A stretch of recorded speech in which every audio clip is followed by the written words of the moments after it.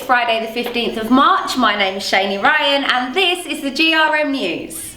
So first up this week, N-Dub's rapper Dappy and Rock Nation signing Capo are the next pair of celebrities in Twitter beef. Dappy tweeted saying, "But I'm afraid we all know you just ain't on my level yet."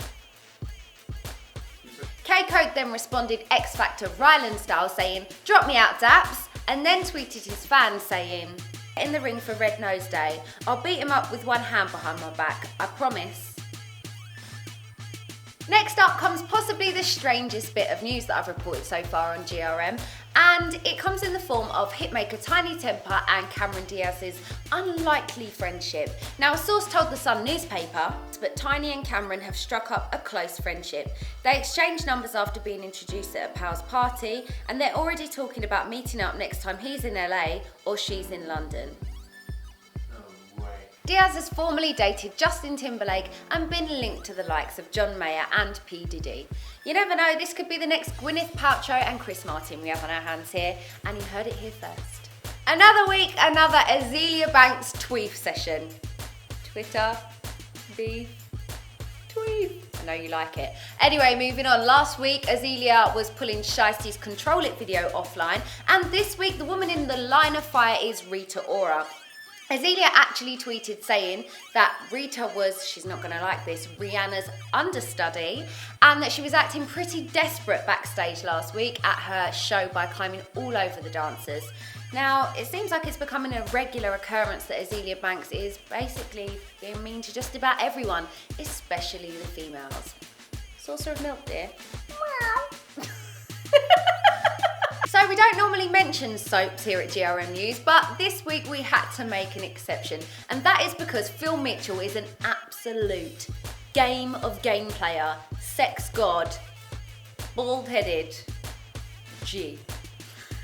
And this is because not only did he win back Sharon for a brief period, but now he's moved on to none other than Tanya. Phil, when overhearing Tanya's conversation with her ex Max, who was ribbing her for being single, she told a little white lie and said that she was seeing someone, and Phil obviously jumps in on this, invites Tanya round to get her out of her predicament of looking like an idiot for lying, feeds her with wine, Tanya gets stupidly drunk, taps on his bald head and plays tonsil tennis. Well, actually, I added in the bald head part, but the tonsil tennis part is true, and you can catch it on Thursday the 21st of March on BBC One. So, as if there's not enough on-screen drama on the set of Love and Hip Hop New York, there certainly is behind the scenes, and this all came to a boiling point recently at the reunion filming between rapper Joe Budden and Consequence. Now, Consequence tweeted and set Twitter world on fire when saying that he smacked the shh out of Joe Budden, and then Budden responded by saying his own version of events at mere 30 minutes later, saying that he got sucker punched by Consequence, and then Consequence ran when his girlfriend Tahiri snuffed him. He called it, and I quote, "the most pussy display he's ever seen from a boop." Definitely not prepared to say the M-word. You can check out a video that surfaced 2 nights ago on GRM website of the event. Now, it's not exactly the full event, but what is really clear is Consequence's girlfriend screaming, "I'm calling the police." So check it out on GRM. So the deadline for Film Friday was today at 12 PM, and we in the office have been taking a look, and I can promise you that you're all in for a treat. Don't forget to check out Film Friday starting 29th of March. It's time for Artist of the Week, and making it back to the top spot for the second time running is Mr. P's and Q's, it's Kano. Following that, it's time for Video of the Week, which also goes to Kano and Benga with Forefather. Yeah, bitch, walk, and it ain't a lancer. Sounded like some old school K.A. Where's my dogs at? Where's my fucking great names? If fire started like some old school prodigy, take a puff of me, you niggas my protege. 100, put the comma down. Next up, it's GRM You, and this is where we here at GRM keep an eye on what all you out there have been up to, and you can submit your videos each and every week to info@grimedaily.com, and make sure that you put in the subject line #GRMU. This week's GRM goes to Mont's What I Do Best featuring Shax. I just do what I do best. Trap, step, in Invest in the Queen's head. People love money, but money could be people dead. Now, to all you lovely viewers out there, do not forget that we do see your comments.